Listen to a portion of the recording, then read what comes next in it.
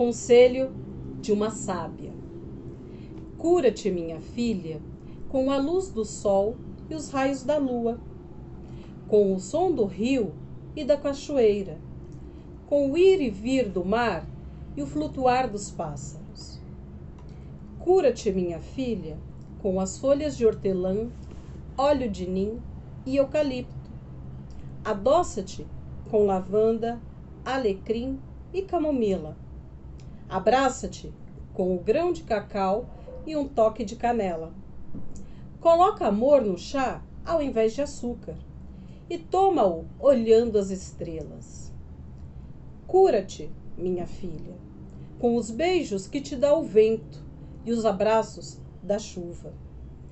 Torna-te forte com os pés descalços na terra e com tudo que nela nasce. Torna-te mais inteligente todos os dias, ouvindo a tua intuição, olhando o mundo com o olho da fronte.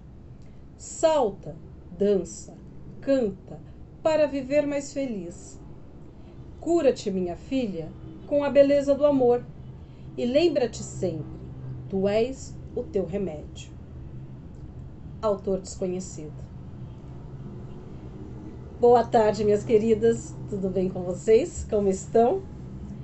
Interessante e bonito esse conselho, né? Conselho de uma sábia. Pede para que a gente se cure. Se cure com o que há de mais simples, com o que há de mais fácil, se a gente pode assim dizer, com aquilo que está na natureza, que a gente pode acessar, que pode sentir, que pode tocar, que pode usar, entre aspas, né? Para se curar, com as coisas que estão ao nosso alcance. Veja bem, curar com a luz do sol e o brilho da lua, com o som do rio e da cachoeira. O brilho do sol e da lua a gente consegue fácil. O som do mar e da cachoeira e do rio, nem sempre. Mas o flutuar dos pássaros a gente pode observar. Cura-te também com as folhas de hortelã, óleo de nim e de eucalipto. Adoça-te com lavanda e alecrim e camomila. Isso a gente também consegue, né? Abraça-te com o grão do cacau e um toque de canela. O cacau a gente pode substituir por um chocolatezinho, que eu acho que ajuda, né? Coloca amor ao invés de chá, ao invés de açúcar no seu chá e toma-o observando as estrelas. Que gostoso, né? Com uma xícara, com a caneca de chá, olhando o céu, olhando as estrelas. Cura-te com os beijos que o vento te dá e os abraços da chuva. E torna-te forte com os pés descalços na terra. Caminhar pisando na terra, sentindo a terra. E com tudo que nela cresce, nasce, com todo o alimento que vem da terra. Torna-te mais inteligente todos os dias, ouvindo a tua intuição. Às vezes a gente ouve, pressente, mas não dá atenção, né? Poucos dias aconteceu isso comigo e eu não dei atenção. E olha o mundo com o olho da fronte. Já ouviram falar do terceiro olho? Os indianos, as indianas, que nascem lá na Índia, o povo que vive na Índia, elas usam uma pedra grudada aqui no meio, que é chamado terceiro olho, a terceira visão, ou o olho da intuição. É disso que fala aqui, pra gente olhar aqui, ó, com o olho da intuição, que vai além do que os olhos podem ver. Salta, dança, canta para viver mais feliz. Isso a gente consegue, né? Cura-te com a beleza do amor e lembra-te sempre que tu és o teu remédio. A gente, ó, tá tudo aqui dentro. Tudo que a gente sente, tudo que pode nos curar. Basta a gente ouvir aqui dentro, olhar com o olho da intuição, apurar os sentidos, perceber, ir além do que a visão e a audição podem ver, né? E a gente pode nos curar. Eu li isso um tempo atrás no Facebook e guardei. Eu achei tão bacana, tão bonito, que é um conselho de uma sábia. Às vezes eu me engano e falo o conselho de uma anciã, né, de uma idosa. Porque para mim, a sabedoria está associada também com o passar dos anos, com a idade. A gente vai se tornando cada vez mais sábias, cada vez mais sensíveis, com uma sensibilidade maior, com uma sabedoria maior. né? Isso vem com a experiência, vem com os anos. Às vezes a gente brinca e fala assim, ah, eu queria ter 20 anos, mas com a cabeça que eu tenho hoje. Já ouvi tanta gente falar isso, né? E aí eu penso, não tem como. Há 20 anos atrás eu não poderia pensar como eu penso hoje. Porque hoje, conforme eu penso aquilo que eu aprendi com a experiência da vida, com a vivência. Não é? Então é por isso que é um conselho de uma sábia.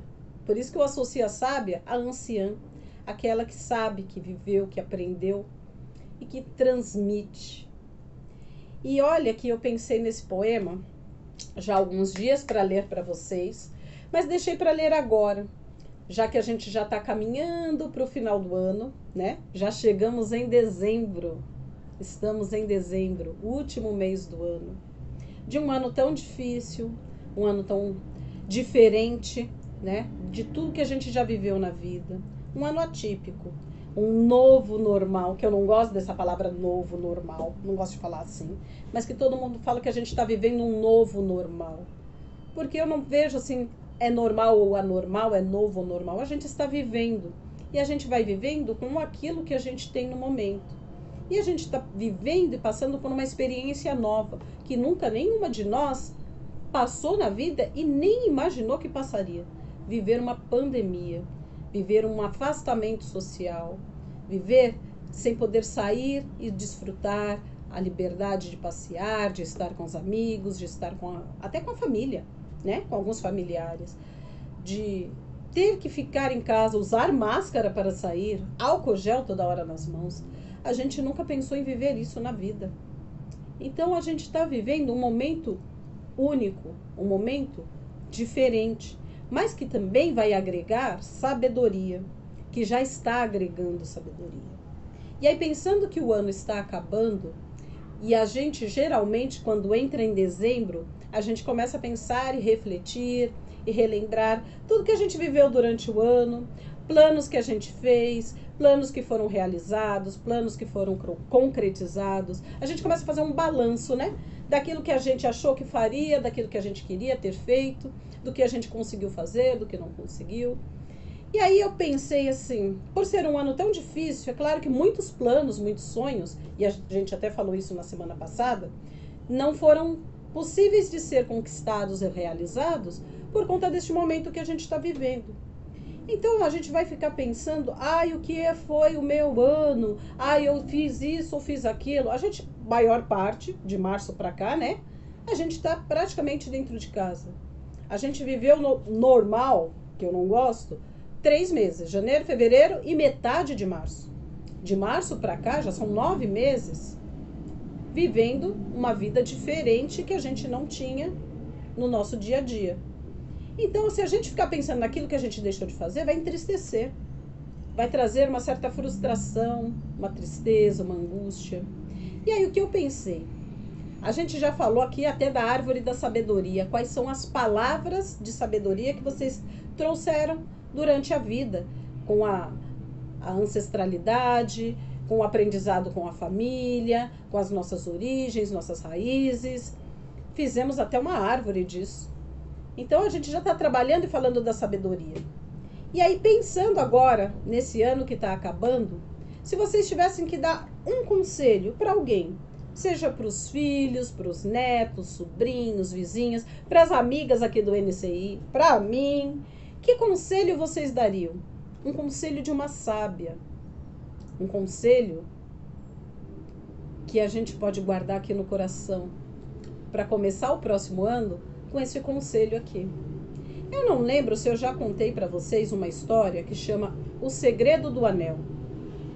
Se eu contei, eu vou contar de novo. Vou contar bem rapidinho. Tinha um rei, um dia, chamou os seus... como que chama? Os seus sábios, os homens sábios do seu reino, e pediu para que eles elaborassem um conselho que fosse uma frase pequena que ele pudesse guardar embaixo da pedra do seu anel. Os homens saíram, pensaram, refletiram e após várias semanas procuraram o rei e entregaram para ele o conselho que eles tinham elaborado. e alertaram que ele deveria usar esse conselho em todos os momentos da vida, sejam eles bons ou ruins. Passado alguns dias, o reino foi invadido por bandidos. O rei não teve muito o que fazer. Na pressa, pegou seu cavalo e fugiu para a floresta. Só que, nervoso, ele nem percebeu o caminho que ele estava fazendo e foi parar na beirada de um precipício. Estava sendo seguido pelos bandidos, olhou para o penhasco, para o precipício, não tinha saída, voltar ele não podia porque os bandidos estavam procurando por ele. Foi então que ele se lembrou do segredo do conselho guardado embaixo da pedra do seu anel. Ele tirou o papel e leu: tudo isso vai passar. Naquele momento ele sentiu uma calma, uma tranquilidade, o vento batendo em seu rosto. Ficou assim por alguns segundos e quando abriu os olhos, os bandidos tinham pego um outro caminho e tinham perdido ele de vista. Ele voltou para o seu castelo, para o seu reino, reuniu os seus soldados. Quando os bandidos retornaram, ele já estava preparado para lutar. E lutaram, e venceram. E o povo ficou muito feliz e aplaudiu o rei. O rei, todo orgulhoso, se achando o cara. Eu sou o melhor rei de todos os tempos. Não existe rei igual a mim. Naquele momento, ele lembrou novamente do conselho guardado embaixo do seu anel. Tirou e leu: tudo isso vai passar. E naquele momento, ele sentiu novamente uma tranquilidade, uma paz dentro de si e percebeu que ele era apenas um rei e nada mais que isso. Então, esse é um conselho que é muito válido para a gente esse ano, que tudo isso vai passar. A gente ainda não sabe quando, a gente não sabe como, né? A gente até sabe, precisa de uma vacina. Mas tudo isso vai passar. Então, esse é o meu conselho para todas nós. Para que a gente tenha calma, paciência, sabedoria, porque isso vai passar. E aí vocês, o que vocês diriam? Qual o conselho que vocês dariam? Se vocês tivessem que colocar um conselho embaixo da pedra do anel de vocês, eu acho que eu tenho até o anel aqui. Peraí, eu vou ver. Olha aqui. Eu uso ele quando eu conto essa história. Se vocês tivessem que colocar um conselho embaixo do anel de vocês, qual conselho dessas mulheres sábias viriam? Que conselho vocês, mulheres sábias, dariam? Uma frase. Pensem nisso. Qual é o conselho que vocês dariam? E eu vou ler aqui para vocês. Tem um livro que eu gosto muito, chama A Ciranda das Mulheres Sábias. E eu não sei se vocês perceberam, mas eu estou aqui, ó, com uma ciranda de mulheres sábias. Todas elas com seus cabelinhos grisalhos, e eu estou derrubando elas, que elas estavam aqui paradinhas. E elas estão aqui numa ciranda, cabelinho branco, grisalho, são todas as minhas mulheres sábias. Estão aqui reunidas em roda, conversando. E tem uma parte nesse livro, eu já li esse livro há algum tempo, que eu gosto muito, que eu vou ler para vocês. Nestes tempos de grandes transformações, que uma mulher tenha tanto conhecimento quanto queira ter, que haja de acordo e que deixe isso transparecer, é às vezes um ato de desafio, mas ainda mais é um ato de bravura decisiva, o que significa um ato de criação básica, mesmo que não seja inteiramente certo ou seguro, um ato que encarna a vida da alma, a compaixão, um ato de amor. O fato de uma mulher em processo permanente se tornar sábia, estar constantemente se enraizado na vida da alma e é um extremo ato de liberação. Ensinar as jovens a fazer o mesmo. Jovens, significando qualquer uma com menos conhecimento, menos experiência do que ela própria. É o extremo ato radical e revolucionário. Esses ensinamentos se estendem muito adiante, dando verdadeira vida a quem dela pudesse fazer, utilizar, né, desse conselho. E tem uma frasezinha aqui no final que fala assim. Ah, no final não, tá aqui no começo. Peraí, não, acho que está no final. Ser jovem enquanto velha. Ser velha enquanto jovem. Quando uma pessoa vive de verdade, todos os outros vivem também. Olha aí um conselho. Viver de verdade, para que todos vivam também. Não é? Esse livro ele traz a história de algumas mulheres, de mulheres anciãs, de idosas, e a sabedoria que elas trazem. Por isso que é a Ciranda das Mulheres Sábias. Ele é um livro fininho, gostosinho de ler, fala muita coisa, fala da contadora de histórias, e hoje eu me identifico nele, né, por contar histórias. Tem tantas passagens aqui. A poesia faz-se necessária para explicar a força vital de uma mulher. A dança, a pintura, a escultura, os ofícios do tear e da terra, o teatro, os adornos pessoais, as invenções, escritos apaixonados, estudos em livros e nos sonhos, conversas com outras que sejam sábias, o atento intuir, refletir, sentir e pressentir. Criações e realizações de todos os tipos são necessárias, pois existem certos assuntos que as palavras concretas isoladas não conseguem expressar, mas que as ciências, contemplações do que é invisível, porém palpável, as artes conseguem traduzir. E aí traz um pouquinho do que? Eu tô morrendo de calor, meninas. Eu fechei a janela aqui por causa do barulho e abafou, tô derretendo. Hoje tá quente. E é isso que fala também da arte, né? A gente que faz arte, vocês que fizeram uma linda colcha através da arte do bordado, né? Consegue expressar aquilo que às vezes as palavras não expressam. E aí a Ciranda das Mulheres Sábias. E hoje eu vejo a gente, até finalizando esse trabalho da colcha de retalhos, com uma ciranda, né? Eu coloquei 2 fotos das colchas de vocês, acho que foi da Cida e mais alguma, eu acho que é da Clarice, se eu não me engano, ou da TT. Eu coloquei no meu Facebook e uma amiga comentou assim, uma amiga que também trabalha com bordado e contadora de histórias, falou assim, quando for possível, faça uma exposição. E aí eu tenho pensado muito nisso, né? A gente já falou sobre isso, de expor depois essa colcha, de fazermos uma dança circular usando as nossas peneiras, né? De fazermos uma ciranda das mulheres sábias, dessas mulheres sábias que são vocês. Então vamos lá conversar? Ah, antes de conversar, lembrei. Lembra da semana passada? Dos nossos sonhos? O pote dos sonhos? Pois bem, olha só. Aqui, ó, estão todos os sonhos de vocês. Eu vou colocar um a um aqui, ó. Tem sonho da Cida, outro da Cida, Dona Clarice, Edna, Edileuza, Diva, Cida novamente, a Cida é a Cida Nascimento, Dona Leide, Edileuza, Dona Conceição, Leide,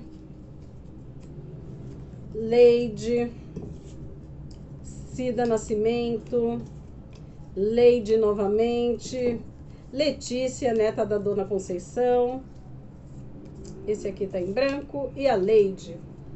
Olha aqui, o pote dos sonhos e desejos.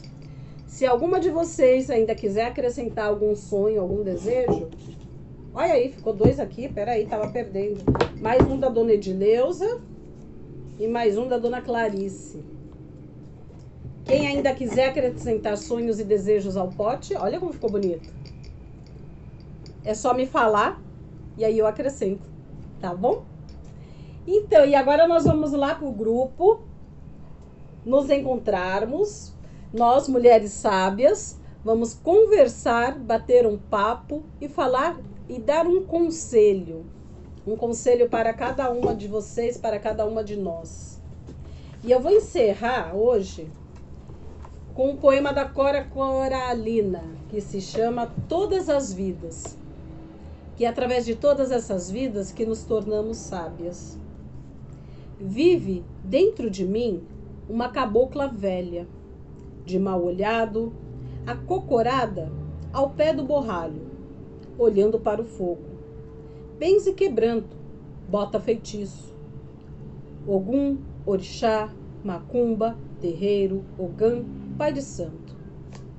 Vive dentro de mim a lavadeira do Rio Vermelho, seu cheiro gostoso de água e sabão, rodilha de pano, trouxa de roupa, pedra de anil, sua coroa verde de São Caetano. Vive dentro de mim a mulher cozinheira, pimenta e cebola, quitute bem feito, panela de barro, taipa de lenha, cozinha antiga, toda pretinha, bem cacheada de picumã, pedra pontuda, com buco de coco, pisando alho e sal. Vive dentro de mim a mulher do povo, bem proletária, bem limbaruda, abusada, desabusada, sem preconceitos, de casca grossa, de chinelinha e filharada. Vive dentro de mim a mulher roceira, enxerto da terra, meio casmurra, trabalhadeira, madrugadeira, analfabeta, de pé no chão, bem parideira, bem criadeira, seus 12 filhos, seus 20 netos. Vive dentro de mim a mulher da vida, minha irmãzinha, tão desprezada, tão murmurada, fingindo alegre seu triste fado. Vive todas as vidas dentro de mim, na minha vida, a vida mera das obscuras. Vive dentro de nós tantas mulheres sábias, as nossas avós, as nossas mães, tias, madrinhas, nossas filhas, nossas amigas, nossas comadres. Quantas mulheres sábias vivem dentro de nós? E que agora a gente reúna todas essas sábias, toda essa sabedoria para dar um conselho. Qual o conselho vocês dariam para nós, para cada uma de nós agora? Vamos lá?